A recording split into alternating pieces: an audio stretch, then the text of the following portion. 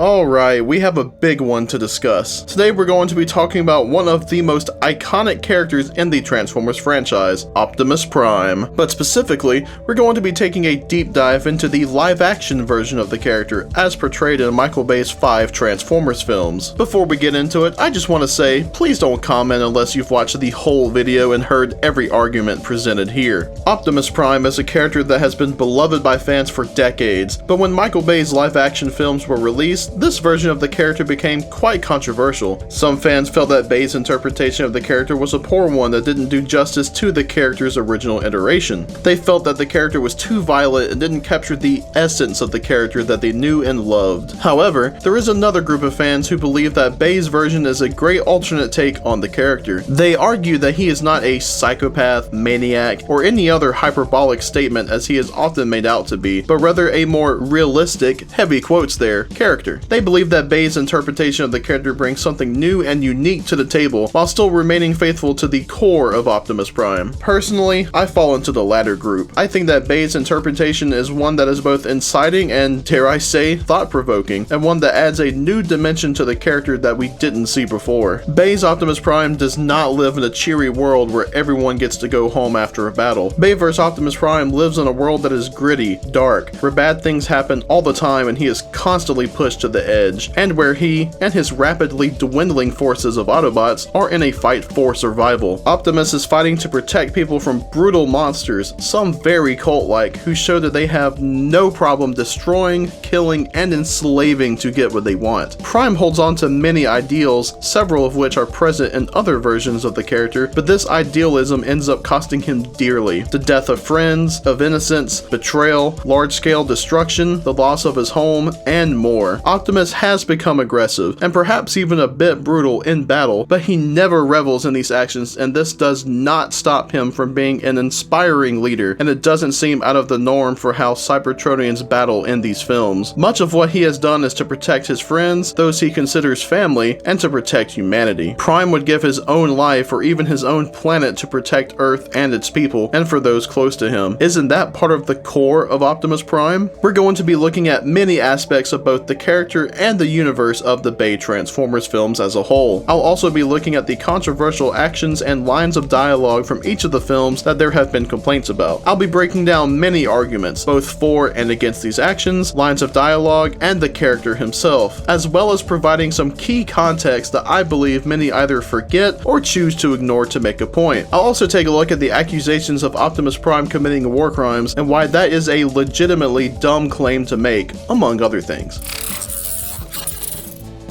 Starting off, we're going to look at the situation that Optimus and the Autobots are in the live-action movie universe. Like most iterations of Transformers, the war on Cybertron has devastated the planet. Cybertron is now but a barren wasteland. The Allspark was sent into space, dooming the planet to a slow death, and the Autobots are on the losing side of the war. The Autobots scatter into space, on the search for not only the Allspark, but also a place to call home. After Bumblebee finds the Allspark on Earth, he calls Optimus and his team to the planet. With their arrival to Earth, Optimus must defend humanity from an enemy that they didn't create and a war that they aren't a part of. Without Optimus and the other Autobots, humanity will fall to the Decepticons' tyranny.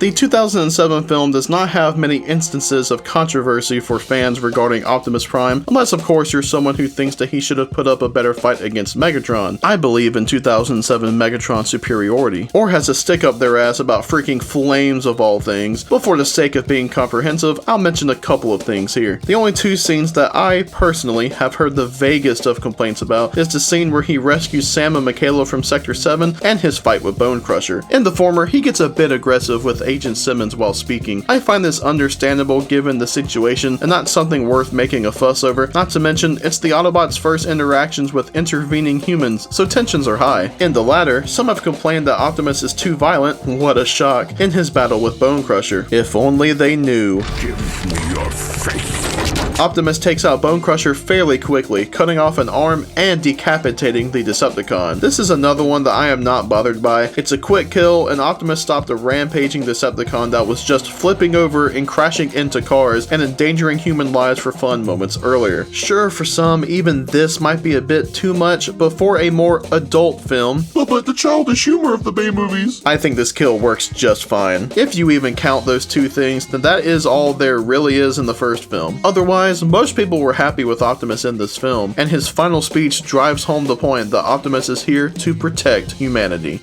If you have seen my retrospective video on Revenge of the Fallen, you may recognize some of these points. Shameless plug. Revenge of the Fallen is where things began getting controversial, starting with the very opening of the film. The Autobots have allied with the humans and formed an alliance called Nest. They hunt for Decepticons showing up around the globe, and they are in Shanghai when the film starts. There, they encounter Demolisher, who, after a brief chase, is taken down by both Optimus Prime and Ironhide and killed by Prime. This shocked many fans. Optimus executing a seemingly defeated enemy by a shot to the head? The horror! But is this really as bad as it seems? Let's take a look at a few things. It is stated that there have been 6 incursions so far in the year that Revenge of the Fallen takes place. They're clearly searching around the world for something.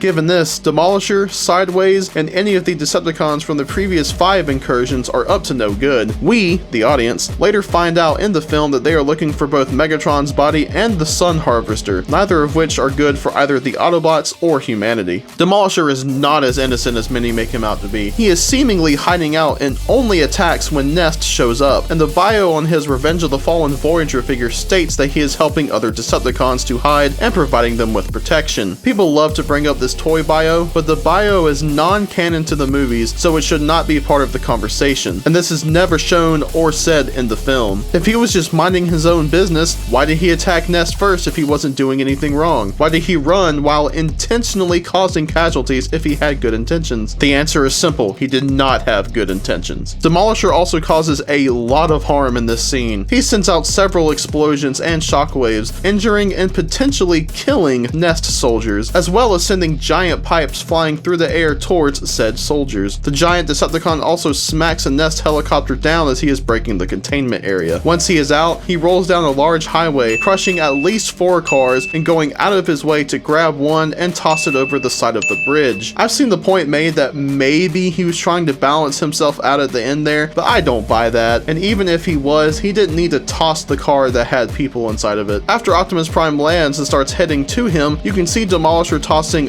another car and crushing around 5 or 6 more as he rolls towards the bridge. Another car, likely thrown, hits the bridge just before he breaks through it, and he crushes several more after going through the bridge and down the freeway before he's taken down by Optimus Prime and Ironhide. Plus, there's all of the potential damage and casualties caused by the bridge's destruction. While Optimus does ask Demolisher if he has any last words, he doesn't even try to help himself out in this scene. He just spouts the borderline cult like, This is not your planet to rule. The fallen shall rise again. A big point for me personally is, even if he was spared, what would Nest do with him? They have no prisons to speak of, and would anything be able to hold something as large and strong as Demolisher? Prisons for Decepticons also wouldn't exist for another 11 to 13 years in the Bayverse timeline. Demolisher is quite large and was shown to be very strong by destroying a large bridge with ease. Yeah, it is unfortunate for him, but they simply couldn't do anything with Demolisher, and with him being as large and strong as he is, his body alone is a weapon, given his large size and weight, and he was a danger to humanity given his actions to kill innocents without provocation. It definitely seems brutal on paper, but this was the right thing to do in this situation. Demolisher had shown that he had no problem with killing innocent people, seemingly for fun, had no good intentions on Earth, and began spouting cult-like phrases when things weren't looking good for him. And by that point, the mission had gone completely south. Containment was broken, people everywhere were seeing it. The best Prime could do was eliminate the target, both as punishment for all of the death Demolisher had caused, and also for ease of covering up a dead alien robot. The only thing that I agree with arguing against Optimus in this scene is that he should have tried to interrogate Demolisher for more information. It probably would have went nowhere, but it certainly could have helped, especially after Demolisher gave such a cryptic warning. Either way though, he needed to be put down for his crimes. The next bit we'll cover is the legendary Force battle scene. To get the obvious out of the way, Optimus was in a life life-or-death situation, one that he would lose by the end of it, so everything that he does in this battle gets a pass from me. But the thing to understand about this fight is that Optimus was not some bloodthirsty killer like some have said. His only goal was to save Sam and escape. Megatron chased him into the woods, snuck up to attack him, and instigated the following confrontation. After an intense battle, one that was extremely one-sided, and some serious goading, Optimus had finally gotten angry enough to end it. The main thing that I've seen people have an issue with is the death of Grindor. Some consider it gratuitous, far too violent, and something that prolongs suffering, as well as being unnecessary by Optimus. I mostly disagree here, and here's why. The scene is in slow motion, so the kill itself does not actually take that long. Here's my attempt at the death scene in a more normal speed. It is a quick death and not prolonged in any way. While it is a bit over the top, it's a fun bit of slow motion action in a Michael Bay film. Obviously, how violent one finds the scene will depend on the individual. It doesn't bother me, especially with a more gritty and edgy take the Bayverse is going for. Prime is shown going for the head constantly, and destroying or removing the head seems to work on Cybertronians in these movies with a few exceptions. Optimus just defeated Starscream after knocking Megatron away. He is shown taking whatever opening he can get in this fight and moving from opponent to opponent very quickly, using both his and their momentum against them, all so that he can protect Sam, who they are here to kill. He knocked Megatron away, took care of Starscream, and immediately moved on to Grindor to take him by surprise. And last but not least, this is a battle where the goal was to kill Optimus Prime so that no one could stand in the Fallen's way. Only a Prime can defeat the Fallen and all that. So I don't see the issue in doing what he needs to in order to both survive and protect Sam Witwicky. I just failed to see the harm here unless you are against action being a bit more violent. It is an over-the-top moment, but it honestly isn't a huge deal. Also, Grindor did not beg for mercy here. Due to the noises that Grindor makes, I've seen that mentioned here and there, and those are just random grunts and growls. Sorry, you're just hearing things. Now we have arrived to the scene, probably Bayverse Prime's most famous or infamous, depending on how you feel, moment. Optimus is resurrected, equipped with Jetfire's parts, destroys the Sun Harvester, fights both Megatron, taking him out of the battle, and the Fallen, killing him. Not too much of a fuss has been made about Prime taking out Megatron. Sure, Megatron is messed up real good, but he was an active threat and was taken out of the fight quickly and efficiently. Prime moves on to the Fallen. He stabs the Ancient Prime with his own staff, uses it to pull his face off while saying, "Give me your face," and stops him from escaping and punches his spark out of his chest and crushes it. Now, I'll admit, this scene is a bit brutal, probably as a response to the complaints about Prime's fight with Megatron in 2007, but I don't think it is the condemning scene that many make it out to be. First off, the Fallen was planning on destroying all life on planet Earth and destroying the solar system on the whole just for the hell of it. He had a petty hatred of humans and, despite being stopped once over 19,000 years ago, came back to try to do it again. The Fallen is also responsible for turning Megatron evil and is effectively why the war even started to begin with. Sure, Megatron did truly start it, and stuff like his pride and the Allspark were major factors, but it all goes back to the Fallen and corrupting Megatron in the first place. The Fallen deserved what he got, and honestly, fuck him. The Fallen's face is the Decepticon logo. Now, this next part is a bit of headcanon, but I figured I'd mention it anyway. I always took Optimus taking the Fallen's face as a way of giving a big fuck you to the Decepticons, since they all wear his face on their bodies. While a bit brutal, the killing blow is efficient. Going for the head is mostly effective as stated before, but destruction of the spark is almost always permanent unless you happen to have an Allspark shard or the Matrix with you. This immediately removed the threat of who was possibly the most dangerous villain in the entire universe, at least at that point. The death isn't prolonged. The face thing could be seen as unnecessary, but it is only 6 to 7 seconds between the Fallen's face coming off and his spark being crushed, and this is due to the Fallen trying to escape and Optimus stopping him from doing so. You know, it's not really his fault that the Fallen tried to get away. I can understand why people may not like this scene. It is even more over the top than Grindor's death and is admittedly a bit brutal, but I hardly believe that it is out of character. Optimus stopped a villain that tried twice, thousands of years apart, to kill everything on this planet just because he could. The Fallen was quickly stopped and his threat quickly and efficiently ended. Throughout the film, Optimus is seen being pushed by the forces around him. Galloway is pushing for him and the other Autobots to leave, the Decepticons are pushing pushing to kill someone close to him and kill him in the process, and the Fallen is pushing to end all life on this planet. But despite all of that, Prime keeps his cool throughout most of it, being the calm, patient leader we know him to be. But when push comes to shove, Prime pulls out the warrior inside him and gets shit done. So he can be forgiven for the extremity of his violence when it comes from a very real place influenced by empathy and compassion. On to the best live-action Transformers film. You're wrong if you disagree, and this one has quite a few moments that have proven controversial amongst fans. Optimus Prime is put through a lot in this film, with the betrayal of his mentor and father figure, a full-scale invasion of the planet he has sworn to protect, and the deaths of thousands of innocents. For most of the first half of the film, I'd say that there isn't too much that bothers people about the portrayal of the character. Yeah, he gets pissy at Charlotte Meering and others at Nest for withholding information despite their agreement, but I don't see an issue there since his trust has been betrayed. There is also the scene where they clearly used audio from Peter Cullen choking on a milkshake while recording dialogue. But all of the complaints really start with one single line of dialogue. We will kill them all. There is a lot to unpack here in this scene, from that line alone to the explanation of what happened with the Xanthium explosion and the reasoning for it. If you don't remember, Sentinel Prime made demands to the leaders of Earth to exile the Autobots, ending their alliance that started with the Alien Autobot Cooperation Act and continued with Nest. The Autobots agreed to leave, but the ship was blown up by Starscream shortly after launching, though the Autobots survived by hiding in one of the booster rockets that separated from the ship and crashed into the Atlantic Ocean.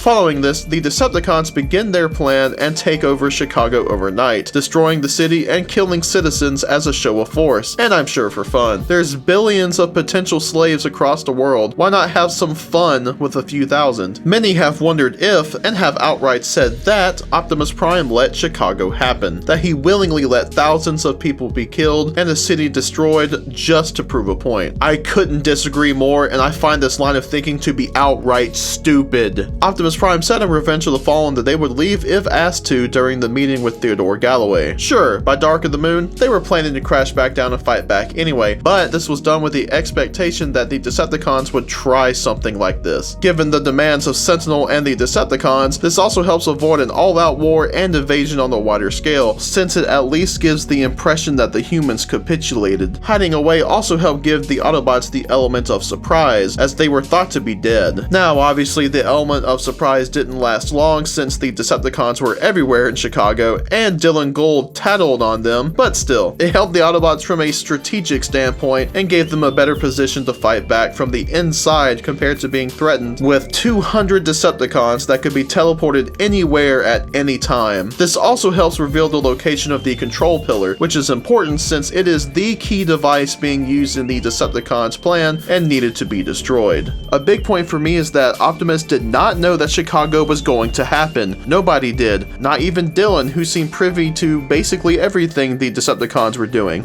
I guess they didn't tell you about this part, did they?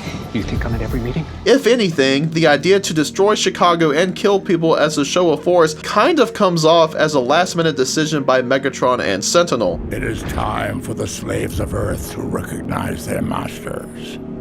Seal off the city. But if this attack on the city was planned longer in advance, no one, human or Autobot at least, knew about it. The drive alone meant that they couldn't do much. Sam mentions to Epps in an earlier scene that he could get to Chicago in 15 hours, and doing some research, I'm getting that it would take around 17 hours to get from Florida to Chicago. The Xanthium launched from Kennedy Space Center in Florida, so it would be a long drive even with speeding or the Autobots being able to drive faster than normal. Not to mention they still have to play it safe and stay hidden so they don't set off any energon detectors or get spotted by government officials or Decepticons alike. Those disguises aren't that great after all, exotic cars and NASCARs covered in machine guns. Some have tried to make the case that the Chicago attack lasted several days, but that is not the case. Sam and Epps leave very soon after the Xanthium is blown up. It's not even quite dark yet, and they drive overnight while recruiting various Nest members and friends and arrive the next day, with the Autobots seemingly not showing up until maybe early afternoon. Unfortunately, distance and time are a factor in these things. There have been some major points of contention in Prime's dialogue to Sam and Co. after the Autobots arrive. Your leaders will now understand. Decepticons will never leave your planet alone, and we needed them to believe we had gone. Hope you don't mind my Prime impression there. I admit, some of the wording is a bit confusing here, but I see no problem in what he is saying. For better or worse, this shows that the Decepticons can't be trusted. Big shocker there given the name. They successfully deceived the humans into getting rid of their only chance of being able to fight back and winning, and instantly went to attack a city and kill thousands. This shows that the Decepticons are willing to wipe out entire populations, and that the Autobots have been fighting to protect them the whole time. The Decepticons could have stopped, but they chose to massacre and destroy instead, which is another reason why it is necessary to destroy them. As stated before, they needed to fool the Decepticons into thinking they were dead because the Autobots are a threat to their evil plan. That is what Optimus Prime means by the "we needed them to believe we had gone" bit. I wanted to clarify that here because I've seen many people say that Optimus was referring to the humans when that is not the case. The them Optimus is referring to is the Decepticons. I previously mentioned how there was strategic value for the Autobots to go along with this, but at the end of the day, humanity was wrong for not standing with the Autobots. They brought the death and destruction from this invasion onto themselves, not Optimus Prime. So if anyone allowed this to happen, it was us. Now going back to the "we will kill them all" bit of dialogue. This is such a poignant moment. Think about everything that happened before this point and what Optimus sees when he arrives. Optimus has likely witnessed this type of destruction and slaughter back on Cybertron, and he has already foiled the Decepticons on Earth twice, yet they keep coming back. After being betrayed by his mentor, after almost being killed in cold blood by enemy Deception, he arrives to find a city destroyed and innocents murdered. Of course he is pissed off. This seemed like genuine anger and disgust coming from Optimus, and rightfully so, and I don't see the problem in him reacting to this in this way. I kind of understand thinking that Optimus should be above this type of thing, but that is a lot for anyone to deal with. Moving on, and this will be pretty quick, but Optimus kills a lot of Decepticons during the final battle. He flies through the Driller, goes through several Decepticons on his mile-long rampage. No one mourns for poor Deep Desert Brawl, but God forbid if he kills a named character. And speaking of which, he finally kills Shockwave by removing his eye through his throat. While pinning Shockwave to the ground, Optimus says, "You die," which bothered a lot of people, as well as how seemingly brutal Shockwave's death was. My argument there would be that Shockwave had proven himself to be quite merciless, sending his Driller up the large building, possibly killing hundreds, as well as attacking Optimus's friends, and he was resilient, taking fire from Nest, the Autobots, and the Wreckers, had his eye dangling from his head, and had his side ruptured by Optimus Prime, and he was still going. Other than Megatron, we haven't seen a Decepticon take this much damage and keep going since Brawl. But similar to the Grindor situation, I think Optimus saw an opening to take out Shockwave quickly and took it, especially with the eye right there dangling already. Considering how this Optimus has fought in the past, I don't see this or the earlier kills being a big deal. Optimus yelling out "you die" is really up to the individual. It could have been better had Shockwave played a larger antagonistic role in the film like the advertisement suggested, but even so, it doesn't really bother me. And hey, it's not like he was lying to Shockwave, he did indeed die.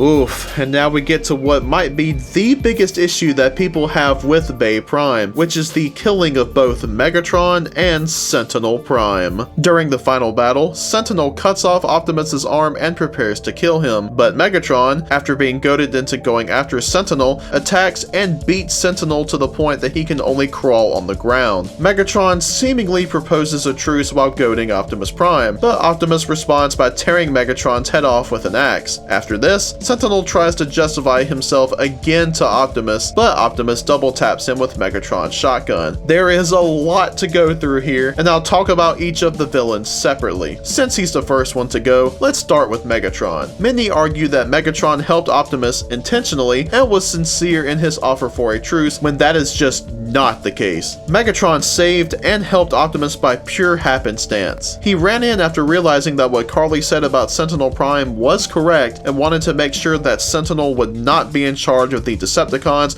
or the future of Earth and Cybertron. He did not care that Optimus was about to be killed. He attacked because he was pissed off, nothing more. Megatron was also not at all sincere in his truce offer. When attacking Sentinel, he yells out, "This is my planet. Which I feel kind of speaks for itself, but in case it doesn't, that is him saying that Earth is his planet to rule. And this is said around a minute before he tries this truce with Optimus. When he does so, he says that he wants to be back in charge, showing that he still wants to lead the Decepticons and rule. It could not be more obvious that this truce, heavy quotes there, is really just a ploy for Megatron to take power and for Optimus to be his lackey. After all, he defeated Sentinel when Optimus couldn't, and Optimus is missing an arm. So in Megatron's mind, he sees himself as more powerful than Optimus and in a better position of power. Then Megatron follows it up with a statement that really seems to be mocking Optimus. Who would you be without me, Prime? This just comes off as saying, you can't kill me, I'm too important. The Joker to Prime's Batman, if you will, and that Optimus has no purpose other than to fight Megatron. Megatron has shown that he is a threat multiple times, and he is thought out in the 2007 movie. He immediately goes to retrieve ultimate power, causes destruction, and kills Jazz and innocent humans, but is killed in the process. 2 years pass and he is resurrected, and immediately goes about exacting revenge and trying to achieve the Fallen's plan of activating the Sun Harvester, which would destroy all life on Earth. Even death itself didn't stop Megatron. Then despite severe wounds and another loss, he still enacted a final plan to enslave an entire species, not to mention destroying a city for fun and slaughtering thousands just because. Megatron had proven that he was not going to change. And I mean, Megatron ultimately survives his beheading here, because even Optimus Prime can't defeat a retcon, and what does Megatron do once he gets a new body? Goes right back to the same old thing. This decapitation didn't work in the long run, but at the time, it was definitely the right choice. Optimus Prime was also in a bad spot, and Megatron was in a position of power. Megatron's wounds from Revenge of the Fallen did not impede him from joining the battle and absolutely wrecking Sentinel. Megatron has his weapon, just beat the hell out of the biggest threat at the time to his leadership, and has said threat crawling on the ground and his arch rival kneeling before him, missing an arm. Optimus was at a disadvantage and surprised Megatron with this sudden attack, especially since Megatron likely assumed that Optimus would fall for this supposed truce, being the hopeful and peace-seeking leader that he is. Looking at the facts, after everything that Optimus has gone through because of Megatron, he's tired of it, and this was the only way to stop history from continuing to repeat itself. Now, before we move on to Sentinel, I wanted to talk about a big thing that people love to bring up, which is the original ending for Dark of the Moon that is featured in both the novel and comic adaptation. In this ending, Megatron actually teams up with Optimus to defeat Sentinel and offers a sincere truce, which Optimus accepts, and Megatron and the Decepticons go to repair Cybertron. I feel like bringing this up to argue against the ending of the film is very disingenuous. It isn't like Megatron surviving and Optimus accepting the truce are the only things that change. The context behind everything is different, hence the two different outcomes. I'm mainly going to be using the novel here because while the comic adaptation features this ending, it is far less in depth. Starting off, Megatron is actually sincere. You get a lot more of Megatron genuinely being tired of everything going on. Like when he offers the truce, he drops to his knees and tells Optimus to kill him as an alternative. His warriors are gone, his home world collapsed, his grand plan failed. This is not at all similar to the mocking tone of insincerity of the movie itself. As mentioned above, Megatron genuinely teams up with Optimus to take down Sentinel. He runs in and helps Optimus by distracting Sentinel while Optimus gets his rust cannon, which Optimus uses on him. In the movie itself, it's accidental. Megatron does not stand with Optimus to take down Sentinel. He does it himself for the sole purpose of putting himself back on top. And for those simple reasons, I find the argument of, well, the original ending did this, to be invalid. Maybe it was the better ending, I feel like that's a little debatable, but that doesn't change the fact that it was changed and that the context behind what happens was also changed. Megatron's fate and how Sentinel dies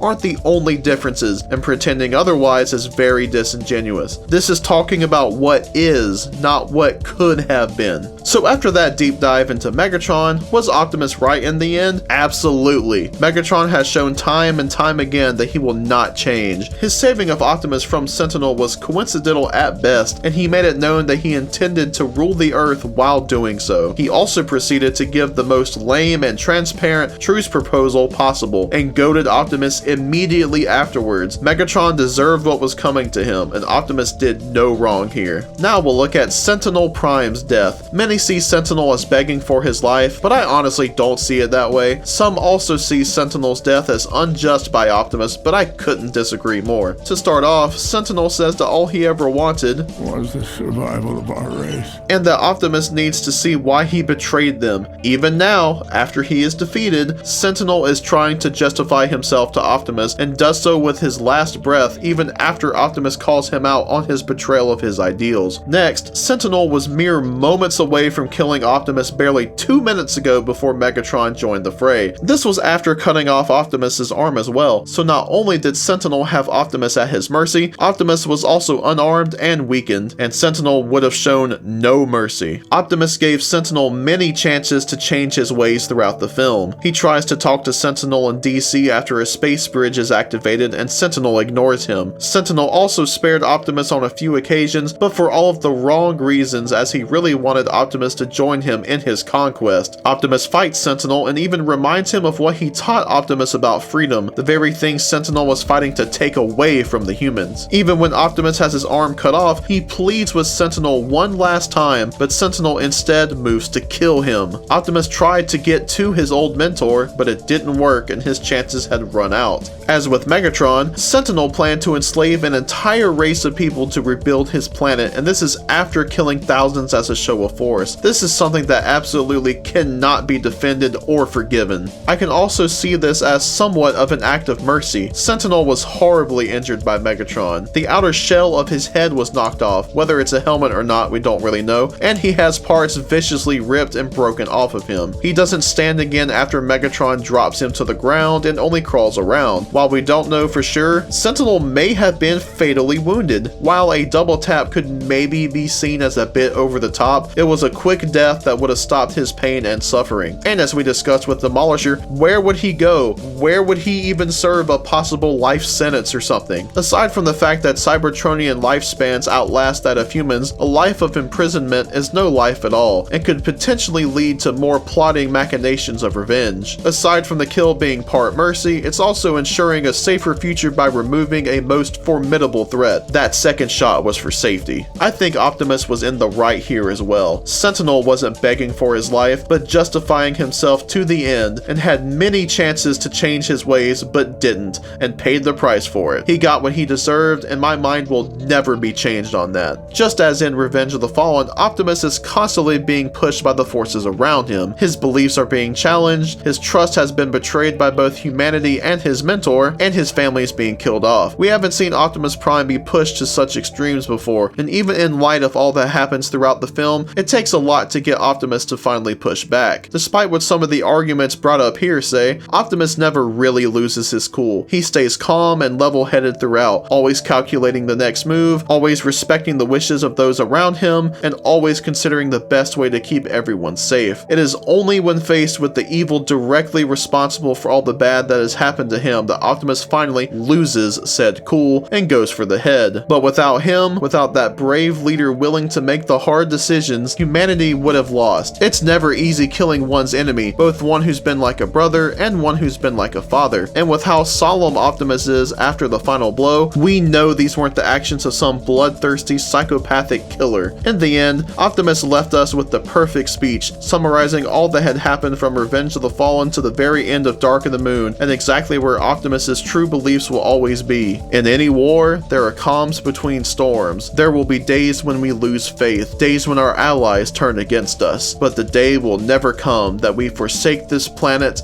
and its people. Optimus Prime is truly a hero to us all. In a way, Dark of the Moon would have been the perfect ending for the Bayverse, leaving the series on a high note and ensuring that all are one.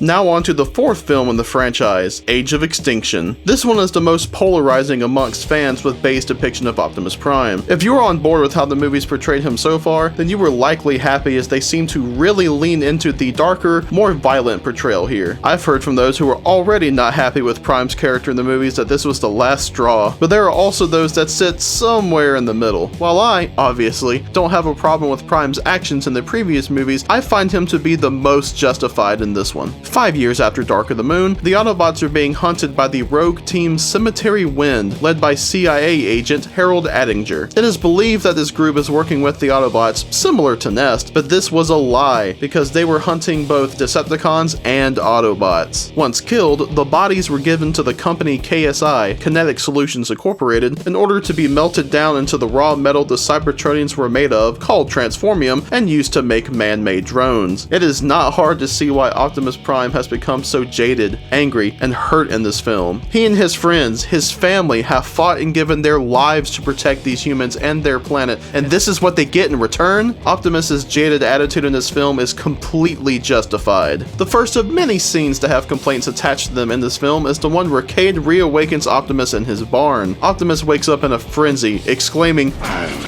kill you! I'll kill you! Stay back! and aiming his gun at Cade and company in an intimidating way and even hitting Lucas with it. Many have complained about his aggression here, but I legitimately do not understand why beyond just not liking that it's Optimus doing it. When we first see Optimus, he is severely wounded and having an extremely rough time. He has been hiding out for an unknown amount of time and is found in an abandoned theater with bullet holes and shells. Last thing he remembers is being caught in an ambush set by humans with help from Lockdown. Optimus is only threatening them out of defense. His last interaction with humans did not go well, and he doesn't know Cade and company and likely doesn't even know where he is. He was intimidating them to preserve his safety, similar to how someone might make themselves look bigger to ward off a bear. Once Optimus realizes that Cade and company are not a threat, he backs down, and it becomes very evident very quick that he is not well and likely could not properly defend himself anyways. So beyond the basic, I don't like that Optimus says this, I don't understand the issue here. Given the situation, both Optimus's health and the overall situation the Autobots are in, this is very reasonable. The next issue is a line that apparently even Peter Cullen had expressed disappointment with. Don't quote me on that since I don't know 100%, but I feel like I remember seeing that somewhere. Autobots, I have sworn to never kill humans, but when I find out who's behind this, he's going to die.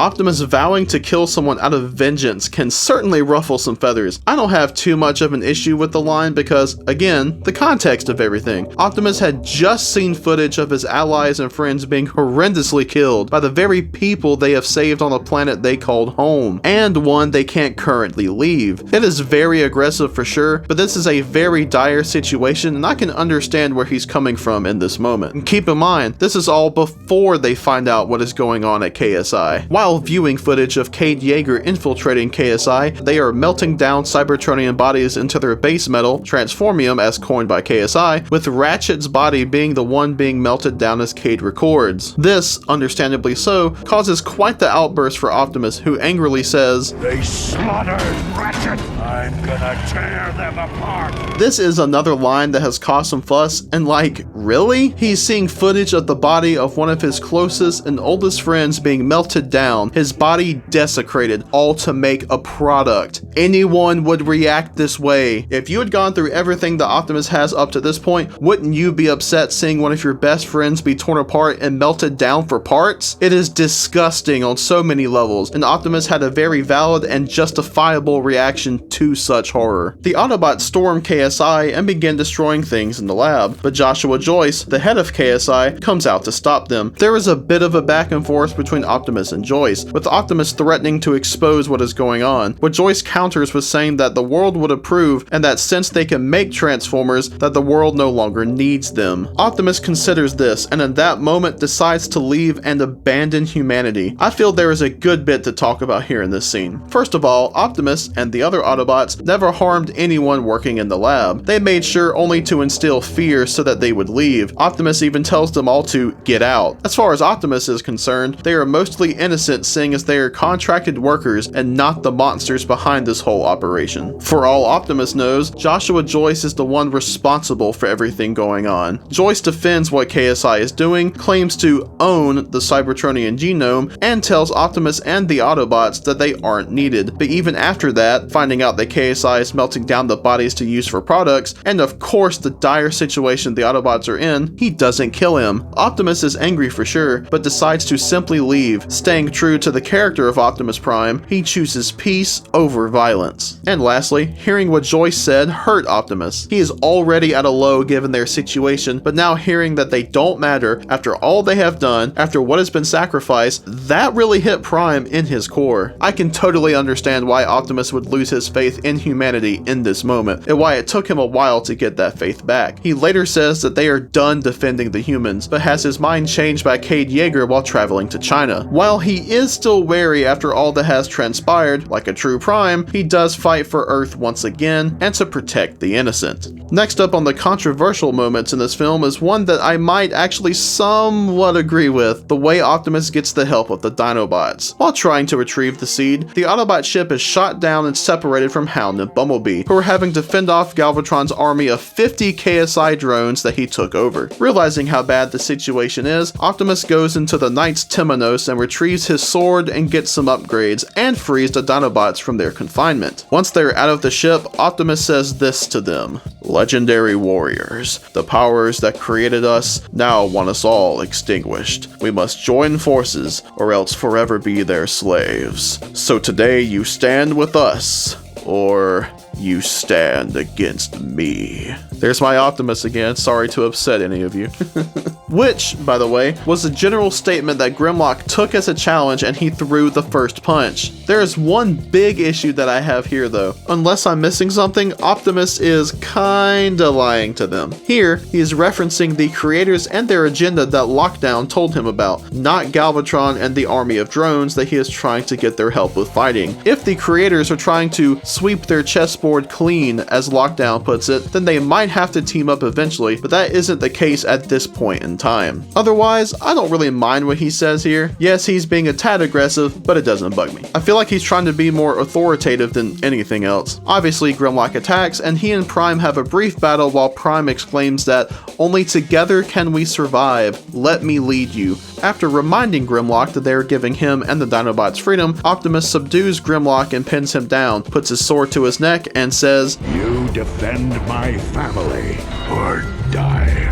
He then mounts Grimlock and leads a charge to take down Galvatron's army. Now obviously, there is a decent bit to unpack here. First and foremost, most versions of the Dinobots respect strength. It may not be mentioned here, but it seems to be the case since Grimlock does submit after being on the receiving end of Prime's strength. And honestly, the challenge was probably the only way Grimlock could gain the Dinobots' respect. Next, Optimus's words do seem to be conflicting here. He says he is giving the Dinobots freedom, which he did indeed do since he freed them from the prison they were in, but he also seems to be forcing them to help against their will. I do not believe that this threat on Grimlock's life was genuine, however. The Autobots are still in a bad situation, with an army of advanced drones fighting to gain what is essentially a tactical nuke with only 2 of their friends fending them off. Those 2, their human friends, and millions of others' lives are at stake, and there's only so much that Bumblebee and Hound will be able to do before they're overwhelmed, which we see that they were by the time that the cavalry arrived. Optimus did not have time to negotiate with Grimlock or mess around. Lives were at stake, and he needed to get things moving and fast. Now, I will admit, this one is a bit more fan theory, I guess you could say-ish, or headcanon, but I do think this is somewhat in the movie. Similar to how the Dinobots respecting strength or whatnot is kind of something you kind of have to know before watching the movie, I guess you could say, since it's more implied than anything. I do believe that there was a better way to handle this though. Maybe Optimus comes off as a bit more desperate given the situation with the drones and Hound and Bumblebee, and Grimlock recognizes how serious he is about needing their help and agrees. I don't mind it as is, as I genuinely believe that Optimus needing to get the Dinobots' help as fast as possible to save the humans was the intent, but I can understand why the execution of it would put somebody off. But I don't think that Optimus threatening Grimlock's life was genuine, just another display of Optimus' strength to the Dinobots, and it was a desperate tactic and a desperate time, and we all know what desperate times call for. Next up is Prime's battle with Lockdown and his killing of Harold Attinger, finally bringing that, when I find out who is behind this, he is going to to die full circle. I have a hard time understanding why people have a problem with Optimus killing Attinger, if I'm being completely honest, aside from the whole Optimus shouldn't do that. Some of the reactions I've seen to this have been crazy, with some saying that this is the line the movies crossed and made them stop watching or caring. This kind of reaction is way overblown if you ask me. He is totally justified here. To start off, despite his earlier vow, Optimus does not kill Attinger out of vengeance, but in an effort to save Cade. Attinger was going to straight up murder a disarmed Cade simply because he was helping the Autobots. Optimus saw a friend in need and helped him, and to go along with this,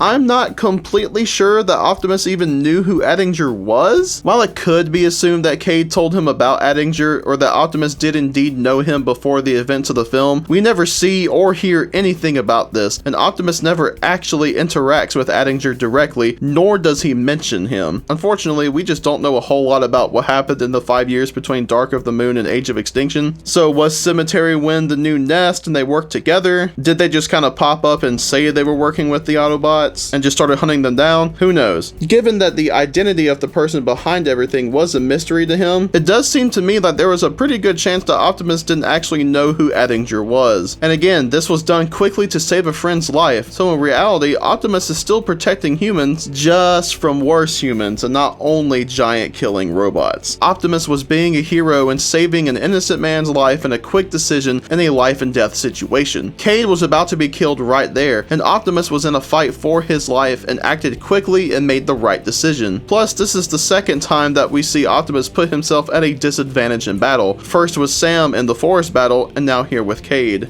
Next up is Prime's killing of Lockdown. To be honest, there isn't too much to say here. If you don't like how violent the death is, then more power to you, but it's really whatever at the end of the day. I've seen some criticism aimed at the honor to the end line used afterwards, especially considering that Optimus stabbed Lockdown from behind. So first, one thing I've seen missed is that Optimus is talking to Cade here, not to himself or about how he attacked and killed Lockdown, which is something that I've seen people get confused by. And then once again, Optimus was saving Cade's life after Cade was giving his all to help Optimus and defend him when he needed it. I'd say that saving someone's life, especially since they were fighting to help you, is honorable and heroic. And that's pretty much it for Age of Extinction. Optimus Prime is justified in pretty much everything that he did in this film, and I think it did a good job of portraying a darker Optimus, unlike a more recent movie, and giving him an interesting story and character arc. We've seen how Optimus has grown throughout these films so far, with each world-ending event making the situations more dire, the decisions that Optimus has to make more extreme, and the intense emotional toll that comes with it heavier. War isn't easy, and it isn't kind. Optimus has lost a lot through the years, and arguably more so in the 10 years he's been on Earth up to this point. And at nearly every turn, humanity has failed him or turned their back on him. The sacrifices that Optimus has made for humanity have basically been taken for granted, and he's tired, rightfully so. It isn't easy being a leader, especially one who carries the massive burden of trying to protect an entire planet that constantly fights back. But Optimus never truly gave up. He just needed to be reminded of all the good humanity has. And with that, he took to the stars, sending out a message that also served as a warning to his supposed creators, a message that once again shows that Optimus will always keep this planet safe.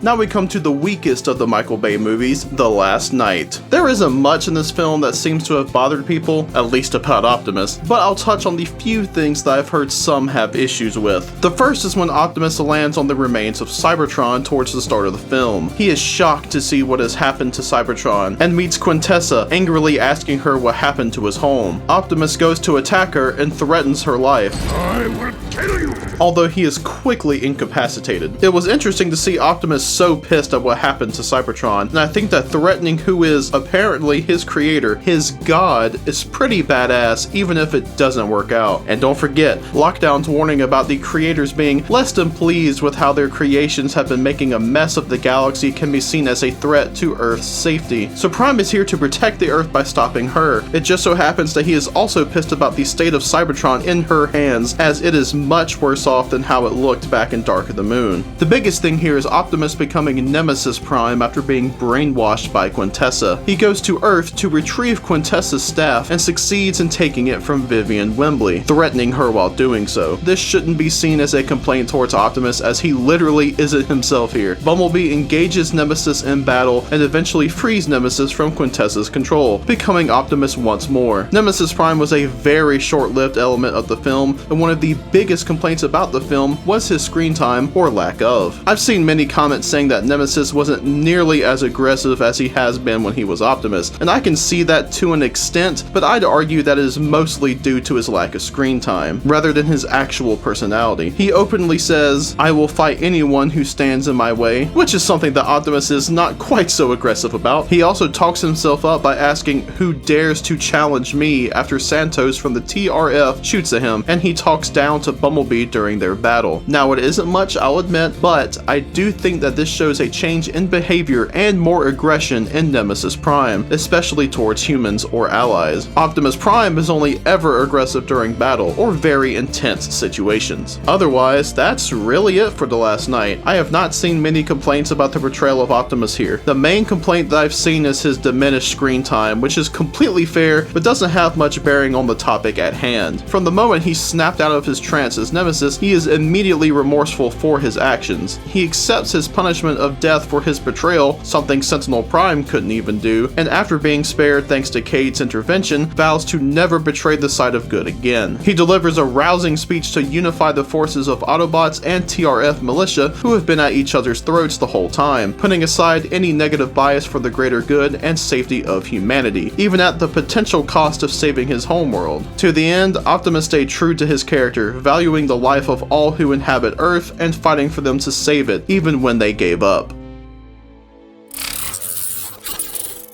To start off with this section, I want to look at the brutality and violence in the Bay films in general. The things that Optimus does really are not out of the ordinary for battles in this universe. Most of the battles are violent, with both sides doing some pretty brutal things and a lot of characters, Decepticons in particular, taking a lot of damage and not going down easily. Megatron rips Jazz in half with his bare hands, G1 Megatron would be proud. Bumblebee peels Ravage's body away from his spine. The Constructicons rip apart one of their own for parts. Scorponok destroys like half a Jetfire's torso, the Wreckers rip apart a protoform, and the Decepticons decide to execute prisoners, you know, actual war crimes. It's not like this is just an Optimus thing, even if it is maybe a bit more common with him. But hey, he's a main character. All of this makes me think that this is just how Cybertronians fight in these films. After thousands of years of war, there will certainly be some brutality from those who have survived this long, especially given the circumstances. The Cybertronians are on the verge of extinction, and every battle is a life or death situation. One side will stand and one side will fall. Any battle could be the deciding one. The Autobots are outnumbered, especially in Dark of the Moon, and are generally outgunned. This isn't just a battle for the Allspark or even for Earth. It is a fight for survival, an existential fight. Kill or be killed, conducted by an endangered species who doesn't always have the luxury of the moral high ground. They need to fight hard and use everything that they've got to win, and Optimus Prime cannot afford to let his guard down, which is something that Revenge of the Fallen proved during the Forest battle. I also believe that even though the actions taken by Optimus and other characters appear violent, they might not actually be that bad for Cybertronians themselves. What appears violent to us may not be that big of a deal to them. How often do humans survive being shot by a tank? Would a human be able to walk off having half of their face blown off along with a chunk of their head like Megatron? Starscream just pops his arm back on after Optimus ripped it off. Can a human do that? Hell, Megatron survives having his head ripped off. A human would not be able to do the same. Fact is that Transformers take more damage than any human ever could and still survive. Using our reference of violence to inform what is extreme to them just doesn't really work when what they can take and seemingly do in battle is so different. Aside from the violence, everything the Cybertronians are capable of is so far beyond what humans can even do to one another. We can't build a machine that will destroy a star and turn it into energy. We can't teleport a planet across time and space, or just fly one to another planet like in The Last Night. The opening of the 2007 film with Blackout annihilating the military base in Qatar shows that they're on another level, even if humans were able to find better ways to combat the Transformers as the movies went on, and that was mostly thanks to the help and knowledge given by the Autobots. Their war destroyed an entire world. Stuff like that is why I find it laughable that people genuinely tried to argue that Optimus and the Autobots should be bound by human conventions of war, when Cybertronian warfare is just so far beyond that. What was essentially an apocalypse occurred on Cybertron thanks to the Decepticons, and Optimus Prime and the Autobots have every right to make sure that does not happen on Earth. Next up is the common thing of Optimus going for the head. It can be a funny joke, and I don't really think it's a serious thing, but Optimus obviously goes for the head a lot in these movies. It is a proven method that works, though there are only 2, possibly 3 times where it doesn't work. Frenzy in 2007, although that is a weird one since he survives one decapitation but is killed by another. Megatron in Age of Extinction, where it is revealed that he survived his decapitation in Dark of the Moon, and Mohawk in The Last Night, though that one was really played for comedy. Mohawk is also a bit iffy in that we see him alive after his head got blasted off, but it's possible he died afterwards. We just don't see him past that point, so we can't really say one way or another. But regardless, those are the only head kills that didn't work. Every other headshot or decapitation that Optimus did, or even ones other characters did, like Bumblebee killing a protoform and Soundwave in Dark of the Moon, Barricade shooting Wheeljack/Q, Drift cutting off Onslaught's head, Starscream's head being blown up, and Stinger and several KSI drones are killed by decapitation as well. The KSI drones may not exactly count since they are man-made, but they're still made out of the base Transformium metal, so I think they deserve a mention at least. It is a proven and efficient way of taking out enemies, and Optimus uses that to his advantage. So between the brutality seemingly being normal, for better or worse, for Cybertronians, and their combat and overall warfare being beyond what we are capable of, nothing that Optimus does is out of pocket given what we've seen. Condemning their actions also makes no real sense, since Cybertronians are difficult to kill and can survive normally devastating blows. This is their war after all. They don't play by our rules.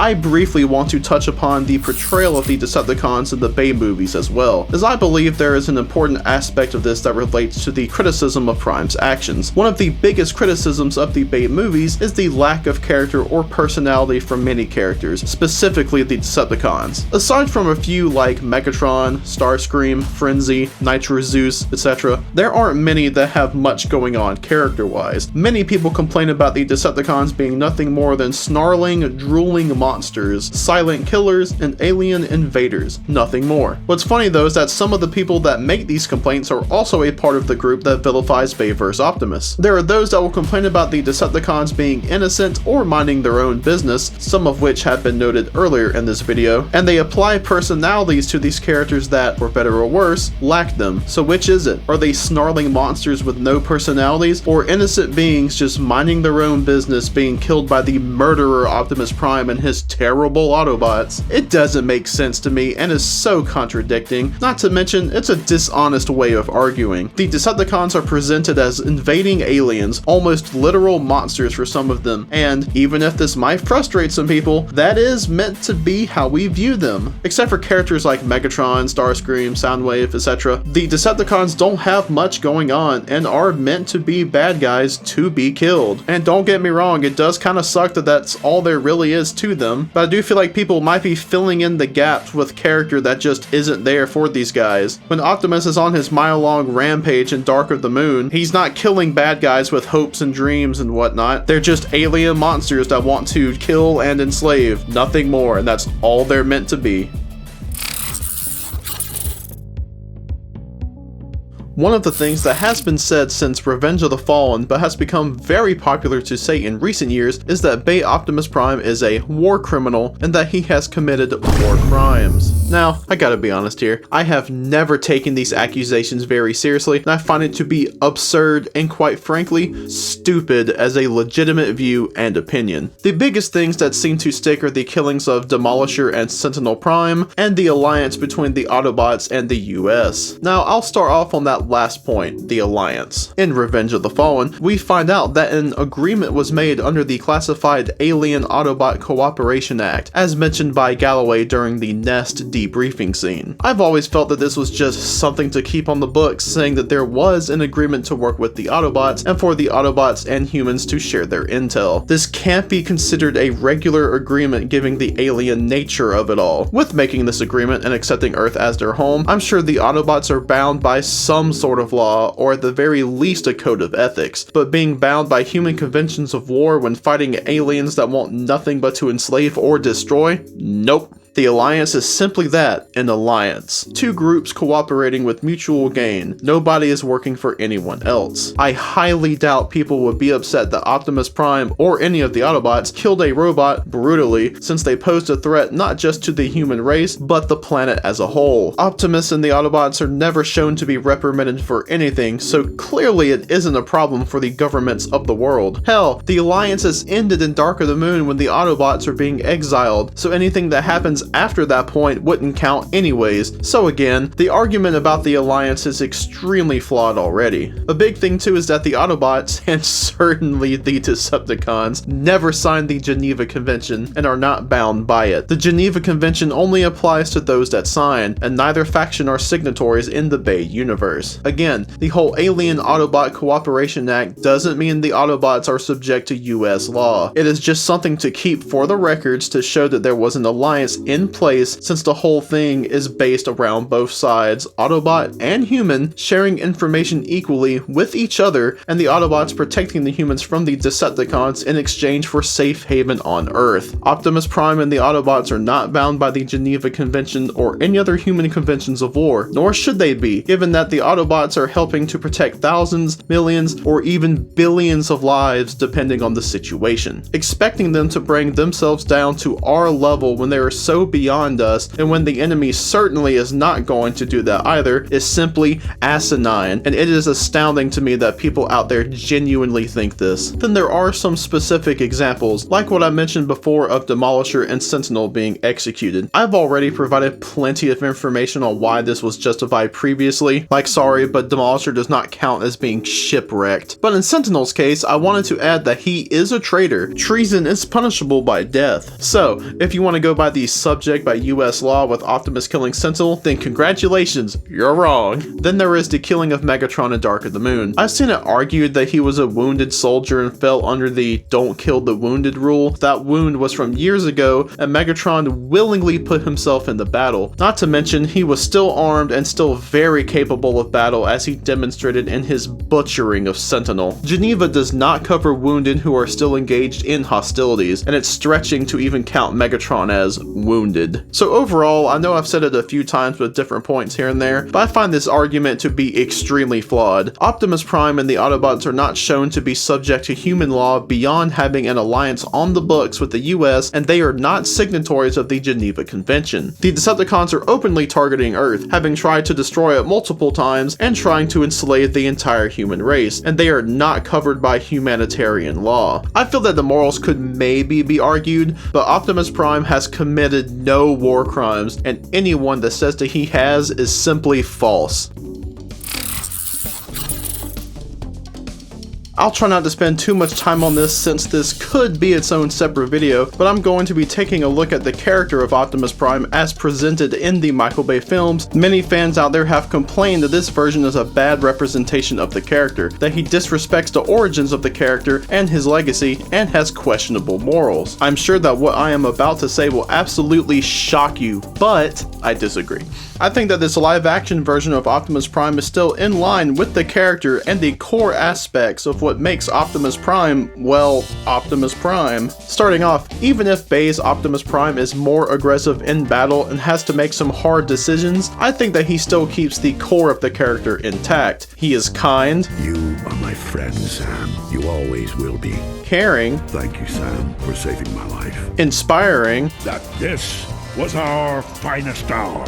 and courageous. I honestly believe he has the core of Optimus Prime in there. People love to focus on how violent he can be when fighting the Decepticons, but forget the softer moments in the films. Look at almost every instance of him speaking to Sam or Cade, his conversation with the Autobots at the observatory in the first film, his regret at what he did while he was brainwashed by Quintessa. There is a lot there that shows him as a kind and caring person. This version is also extremely inspiring. Prime's choice of words, his voice, excellently provided by Peter Cullen, brilliantly adding the necessary weight and emotion to what he says. There is a reason that memes that compared the speeches of Prime and Captain America were overwhelmingly biased towards Prime. Even Drift and Crosshairs talk about how inspiring he is in Age of Extinction, and Crosshairs brings it up again in The Last Knight. Even his mere presence inspires others, as seen in the Autobots reunite scene in Age of Extinction. Optimus Prime inspires the characters around him, and has been inspiring to many who watch the movies. Prime's morals have also been called into question, as well as complaints saying that his quotes about freedom and protecting the innocent and whatnot don't work with his aggressive actions in battle. I have never quite understood these complaints. Destroying enemies that are tough to take down and have proven that they won't stop trying to kill or enslave is not a bad thing. Now, I get that most people may not object to Optimus killing, but rather to how he kills. And that's fine, even though I think that it makes sense within the universe established. Even if he gets his hands dirty and has to do some seemingly brutal stuff, I don't think this takes away from how good he is. I mean, the guy was prepared to sacrifice both himself and the only thing, at the time, capable of restoring Cybertron. Optimus is killed while trying to make sure Sam is alright because he is looking after his friend, and then he sacrifices his literal home planet in Dark of the Moon. Optimus stands for freedom and justice, and he is a hero, and his so-called brutal kills do not take away from that. Optimus is also quick and efficient with these kills, despite what some want to say about drawn-out kills and Prime apparently torturing people. He doesn't drag anything out and tries to get things done as quickly as possible. I've seen some argue that his kills are too drawn out, and I don't see it. Anytime the kills take more than a hit or two is because an enemy is trying to get away, fight back, or can just take the damage. It isn't Prime's fault that Shockwave can survive having his side ruptured, so he has to do a few extra steps to make sure Shockwave stays down. The only time where anything seems drawn out is with the Fallen, and that is just because the Fallen tries to escape after the whole face thing. As mentioned when discussing Prime's killing a Grindor earlier, that is quick despite giving the impression of being drawn out due to the slow motion. I've genuinely seen some say that Optimus tortures his opponents and goes out of his way to kill graphically, and those are extremely stupid things to say because he has quite literally never tortured anyone in the films. Do I need to grab a freaking dictionary? Optimus Prime isn't some sort of serial killer, and anything saying otherwise is hyperbolic and ridiculous, to say the very least. And that leads me to another thing, which is how people who do not like this iteration of Optimus Prime tend to describe him. They use hyperbolic terms that simply do not accurately describe this character, and it is astonishing that not only do quite a few people use these terms, but there are plenty that agree with it. Things like maniac, psycho, murderer, psychopath, serial killer, psychotic, and I'm sure there have been other terms as well. All you have to do is look up the definition and you'll quickly see that these do not apply and are a stretch to genuinely think Optimus fits these descriptions. Optimus fights and stops maniacs. He himself is not one, and anyone who tries to argue that he is disingenuous, to say the very least. It is also disingenuous to say that Optimus is no better than those he is fighting against, which is another common statement made about this version. I'm not gonna lie, this is an absolutely pathetic point of view in my opinion. Foes like Megatron and the Fallen are genocidal madmen, and the number of deaths that they have caused could fill the entire population of nations. But yet, because he sometimes gets aggressive in battle, Optimus is the same as them? Give me a fucking break. Optimus Prime has laid his life down to protect the innocent,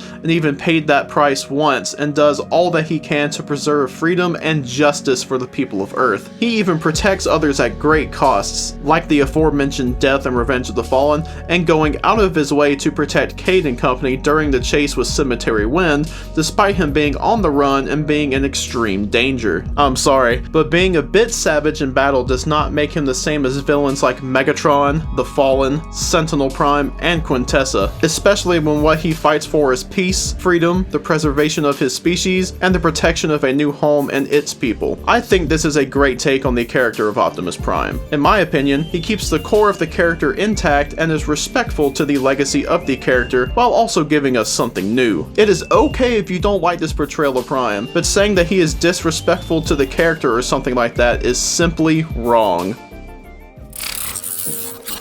One thing that people often do is compare the different versions of different characters. It can be fun to do from both a visual design standpoint and from a character standpoint. Many out there love to compare this version of Prime with other versions, particularly the Generation 1 and Prime characters, and those are the ones I'll be looking at here, along with noting some comparisons with the animated and Rise of the Beast iterations. Let's start off with, well, where it all started, Generation 1. This is one of the most well-known versions of the character, and for many is the definitive Optimus Prime, so it is only natural for comparisons, especially since Peter Cullen does the voice for both versions. Comparisons are fine, but I think people really leave out context a lot when making comparisons between these versions of Optimus. G1 Prime lives in a world that, although it certainly has its violence, is meant for children, while Movie Prime exists in a dark, violent, and very realistic universe. In G1, the Autobots and Decepticons almost always live to fight another day, unless they need to make way for new toys, I mean characters, of course. The main exception to this is the 1986 animated film. Suddenly characters could die to make way for new toys, and they did quite often, especially within the first 20 minutes or so. Optimus Prime declares that Megatron needs to be stopped once and for all.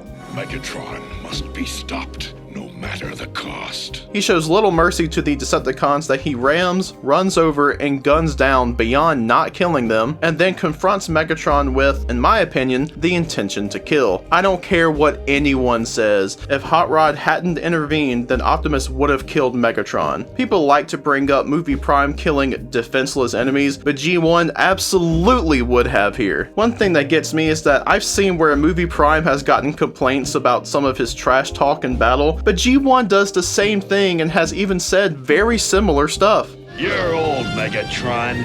Yesterday's model, ready for the scrap heap. Weak. Puny. Waste of metal. Junk. That's what you are. Junk. Junkyard. He also mentions enjoying beating up on Decepticons in the G1 episode A Prime Problem. I'm sorry, there are only 3 of you. Clobbering less than 4 Decepticons at a time is boring. I mean, come on man, the insults between the two versions are very similar. Don't act like Bay Optimus doing some trash talk is something that other versions of the character, all the way back to G1, haven't done. If G1 Prime can trash talk and he is the goody-goody two-shoe version, then Bay Prime can as well. His disappointment in the amount of Decepticons to beat up also means that G1 Prime has more references to enjoying the violence than Movie Prime does. Let's move on to the Prime version of Optimus. This one is an interesting comparison since he is based more so on the Bay iteration of Optimus, especially in design. Now this is a comparison that many have used against Bay Optimus, but I think that the arguments either only go so far or are not made in good faith. Arguments like Optimus chastising Ratchet for torturing a random Vehicon for information and therefore being above more brutal methods, and him telling the team that he does not condone the killing of defenseless life forms. Let's look at him chastising Ratchet. Autobots do not inflict harm unless all other options have been exhausted. It is what separates us from the Decepticons. People use this against Bay Prime, but that doesn't make any sense to me because violence is basically the only option left. The Decepticons throughout the films, especially in Revenge of the Fallen and Dark of the Moon, instigate the violence and show no mercy, make it very clear that they will not stop. The attack on Chicago proved this. Movie Optimus stuck to this in my opinion. This is a principle that I do believe pretty much any version of the character should follow, and I don't believe Optimus goes against this, and therefore it doesn't work as an argument against him. Next, let's look at Prime Optimus's view on defenseless beings. Nonetheless, I do not condone the termination of any defenseless life form.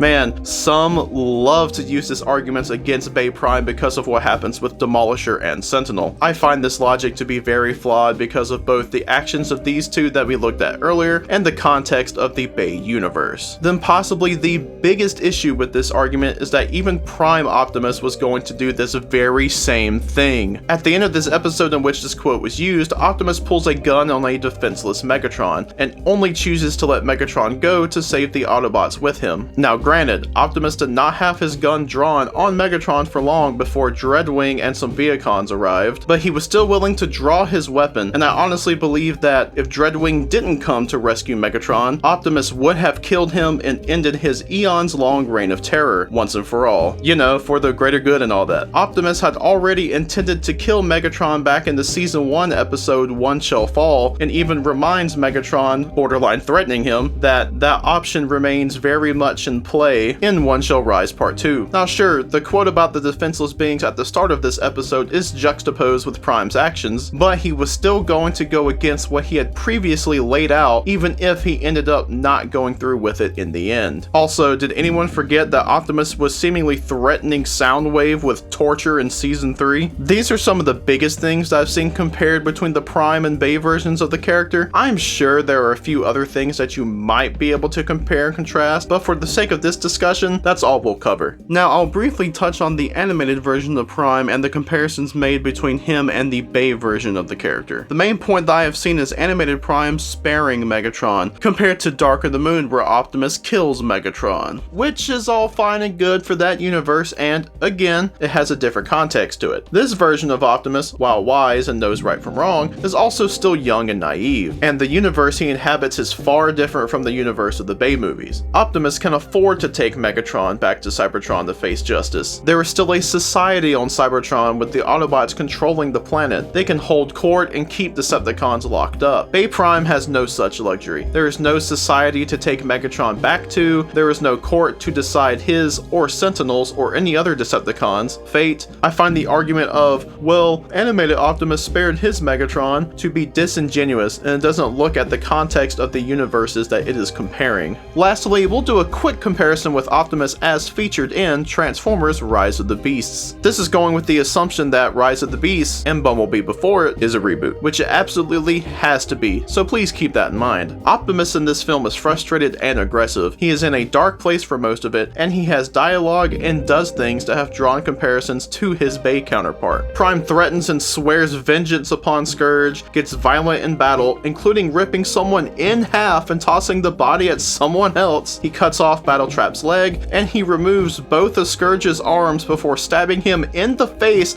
and ripping off Scourge's head with the spine coming with it. This Prime even expresses disappointment not being the one to kill Battletrap. He was mine. And he is not a fan of humans throughout most of the film, being kind of a dick for the most part. The comparisons to Bay Prime have been discussed from day one of Rise of the Beast being released in both good and bad ways. Now who knows, this will probably end up being a hot take, but I personally find Rise of the Beast Optimus to be worse than Bay Prime ever was, and he is the embodiment of the things that people claim Bay Prime to be. Now don't get it twisted, I like Prime in Rise of the Beast, but I feel like somehow people give him a pass because he looks more G1 and it isn't Bay directing. Say what you want about Bay Prime, but he never expressed disappointment at not being able to kill someone like Rise of the Beast Prime does. And I'm just gonna throw it out there, Rise of the Beast Prime steals Age of Extinction Prime's character arc, and in my opinion does that character arc worse than an Age of Extinction. And those are the main versions that I wanted to cover. You could certainly compare other versions if you wanted to, but these are the ones I wanted to focus on the most and that I wanted to cover. Lastly, I'd like to bring up Peter Cullen. Many people will bring Peter Cullen, Optimus Prime's iconic voice actor, into the conversation and use him as a source of justification to argue against the movie version. Over the years, mostly recently, Cullen has mentioned not being a fan of some of the lines that he has had to say in Bay's movies, and has criticized them, usually at conventions such as TFCon. At the TFCon held during the end of 2022, Cullen gave his thoughts on having to say lines that he said wasn't Optimus, and specifically called out a line from Dark of the Moon. It wasn't Optimus. I'll kill them all. You know, that's not Optimus, you know? Many have used Cullen's comments as proof on their dislike of Movie Prime as some sort of confirmation bias, and some have even compared this to Mark Hamill's feelings on Luke Skywalker's portrayal in The Last Jedi. Now let me go ahead and say, I love Peter Cullen. He is an awesome guy, a great man, and he has been nothing but kind to fans all over the world. But I also don't believe him to be the absolute authority over the character that many claim him to be. The man put his heart into portraying G1 Optimus, especially since he was essentially playing his brother Larry Cullen, who was inspiration for how he played the character. But he was also gone for around 20 years following the '86 movie and the last bit of the G1 show. In that time, there were at least 2 other voice actors for Optimus, Neil Kaplan and Gary Chalk. And since Cullen's return to the role in the 2007 movie, there have been at least 3 others to voice the character. My point here is, he isn't the only voice actor to play the character, and there are many other versions of the character. Now, would these actors have a say as well if they made similar comments, or maybe if they even voiced support for the Bay incarnation? Again, huge respect to Mr. Cullen, but he isn't the only Optimus Prime voice actor. Maybe this is just me, but I feel like I've kind of noticed that Peter Cullen likes to keep the portrayal of Optimus similar to G1, with him even mentioning at a convention sometime after, I believe, Age of Extinction, about wanting to go back to the roots of things. That certainly isn't a bad thing, but it's another case where I feel like the context for the story and universe matters. Sure, G1 Optimus might not say some of the things that Bay Prime said, but that doesn't mean that this different interpretation wouldn't say them. I get why Peter Cullen would want things to stick to the innocence and fun or something closer to it. That's where he started, and he is getting to play his brother, but I don't think that that makes another version not Optimus. As for the Luke Skywalker in The Last Jedi comparison, I completely disagree with this. Now I just want to put this out there. This isn't a consistent comparison that I've seen, but I have seen it occasionally. Bay Prime still keeps core aspects of the character, whereas The Last Jedi really seemed to abandon some of Luke's. Now, that's a whole can of worms that has been discussed to death over the years, so I'm not really gonna get into that here. The only thing I'll say is, I'm not a fan of Luke in The Last Jedi. The biggest sticking point for me though is that, like I mentioned earlier, there have been many actors to play Optimus, different versions of Optimus at that, whereas for the most part, there has only really been one Luke Skywalker. Sure, there's the Legends continuity that I suppose classifies as a different version, but even then they still count the first 6 Star Wars movies as a part of their story. There isn't one singular version of Optimus, and he has had several people voice him, but there is basically only one Luke Skywalker, and Mark Hamill has more authority over the part than anyone else, considering that he has played him in most major live-action appearances. This comparison, in my opinion, just doesn't work despite its surface-level similarities. Now, I'm sure this section will cause some controversy, but I just don't think Peter Cullen is the end-all be-all authority on the character's portrayal. I have huge respect for the man though, and love his dedication to the part and his gratitude to the fans. Plus, I just want to say, his acting in the movies absolutely rocked. I genuinely believe that Age of Extinction was his best work as the character.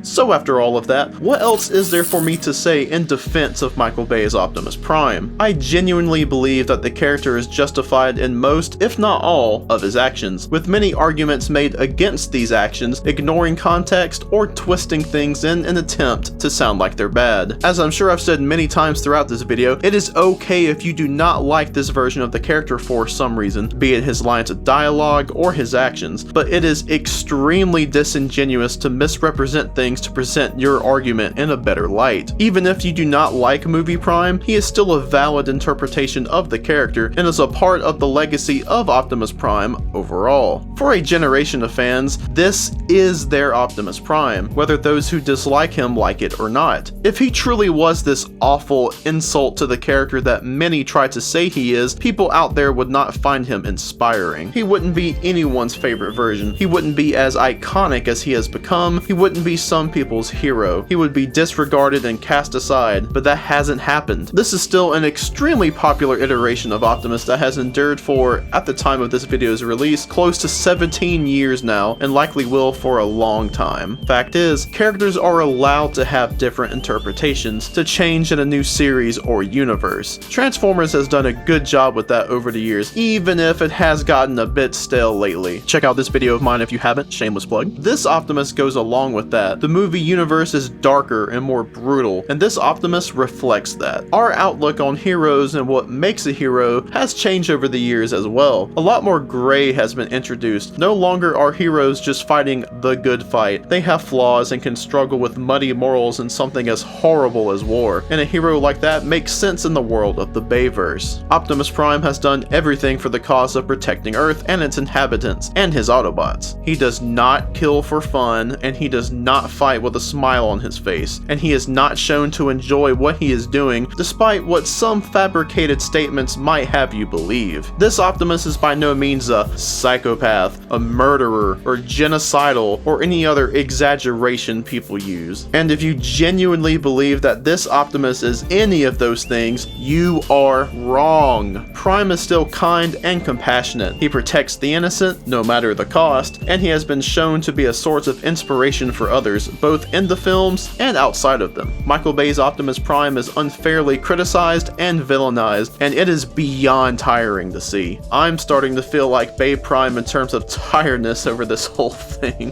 While he may not be the most well-rounded character in the world, he is not a betrayal to the character and is a valid alternate take on Optimus Prime. I hope that I was able to explain things well here. There are just so many arguments and points against Bay Prime that are in bad faith and just don't make sense to me, as well as ignoring context from the films, and I felt like it needed to be addressed. The amount of outright untrue statements and descriptors for this Optimus is insane to me, and it is extremely disappointing to see. I hope that you enjoy this deep dive into movie Optimus Prime. I love this version, and he is one of my favorites in both portrayal and design. This topic is one that I've been passionate about for a long time, since at the very least around the time of Dark of the Moon's release. Going on a solid 13-ish years or so. I'm pretty sure it goes back to Revenge of the Fallen, but I know at the very least since Dark of the Moon. I've been wanting to do a video like this basically since I started the channel, or at least when I started uploading videos in October of 2020. But getting involved in more discussions and seeing what people were saying about Bay Prime in a negative light just kind of inspired me to go ahead and go for it. Some of you might remember that I had planned for this to be uploaded around Christmas of 2022, so obviously I'm around like a year and a half past that, but I really underestimated just what this video was going to be. The script took me about 6 months for my first go at it. Of course, I wasn't working on it every single day, so some of that time was me being a little lazy, but Optimus Prime and Austin Gillis provided a big help with the script. It was basically like a peer review, which I am very thankful for. They provided a lot of great tips and just, stuff to change here and there. So to Optimus and Austin Gillis, thank you guys so much. But I want to give a thanks to other people that have helped with this video, or just arguments and points and whatnot with this topic, like Jahoob the Great, Dans, Ryan O. You guys are great, and again, thank you. But tell me, what do you think about Michael Bay's Optimus Prime? Are you like me and find him misunderstood and not as bad as the detractors say? Do you dislike this version, or do you fall somewhere in the middle? Let me know down in the comments. But please keep things civil. I've been in many threads and comment sections with this topic, and things usually don't go well, so please be respectful to me and other commenters. Thank you for checking this one out. A lot of time and effort went into it, and I am very proud of this one, and I really appreciate each and every one of you that watches, even if you're not really a fan of what I've had to say here. As usual, before we go, I wanted to thank my patrons. Of course, Optimus Prime and Austin Gillis are here too, so hey, y'all get 2 shoutouts. Optimus Prime is in my average bird tier, and then Austin Gillis and Darth Spooby are in my bird of prey tier. Thank you for supporting the channel. I greatly appreciate it. Well, that's it for this one, everyone. Again, a big thanks to everyone for watching, and have a good one.